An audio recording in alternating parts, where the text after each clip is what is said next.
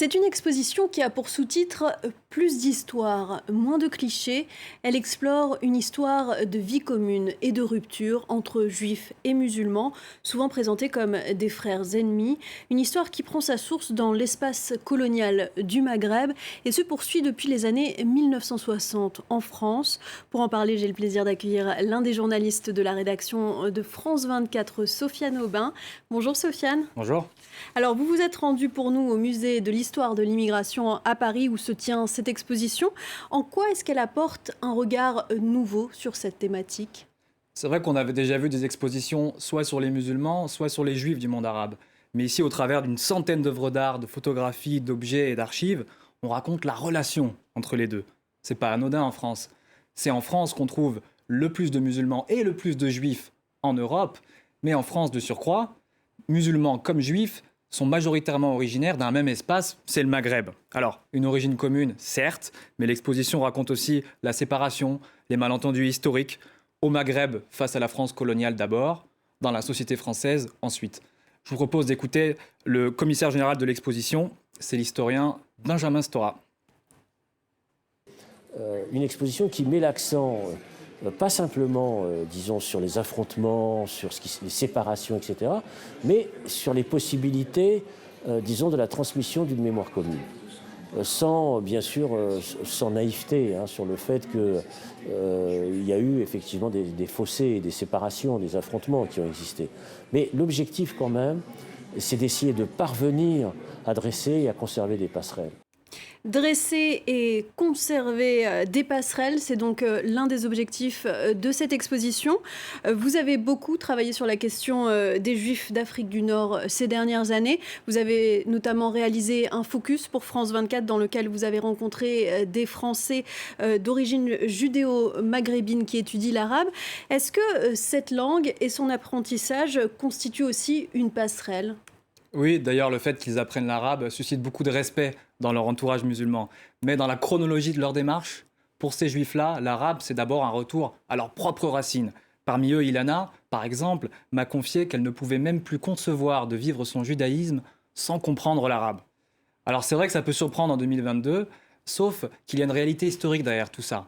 Quand on est de parents juifs tunisiens ou juifs marocains comme Ilana, on hérite d'une culture qui s'est exprimée principalement en arabe pendant plus de 10 siècles. Et ça, jusque dans les synagogues. On a accès à des archives juives qui racontent qu'au Maroc, à Fès par exemple, dans les années 40, lors des fêtes, certains textes saints étaient systématiquement traduits de l'hébreu vers l'arabe, tout simplement pour que les juifs puissent les comprendre.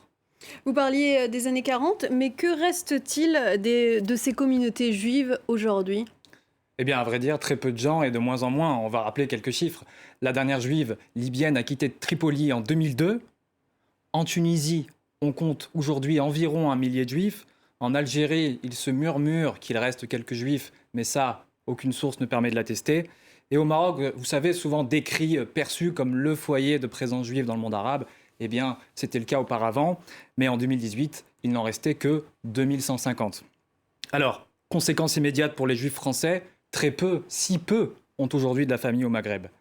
Et pourtant, la communauté séfarade conserve une espèce de conscience de son orientalité via les grands-parents. Pourquoi ? Eh bien parce que cette génération-là, elle est née de l'autre côté de la Méditerranée, et même si c'est moins vrai pour les juifs algériens, elle parle encore souvent l'arabe dialectal. Les personnes que vous avez rencontrées ont entre 20 et 80 ans. Est-ce que la nouvelle génération, née en France, s'intéresse autant que ses aînés à ses origines nord-africaines ? Alors, elle s'y intéresse autant et elle s'y intéresse même paradoxalement davantage. Une jeune femme m'a expliqué « Je ne parlais pas l'arabe, mais cette langue me parlait ».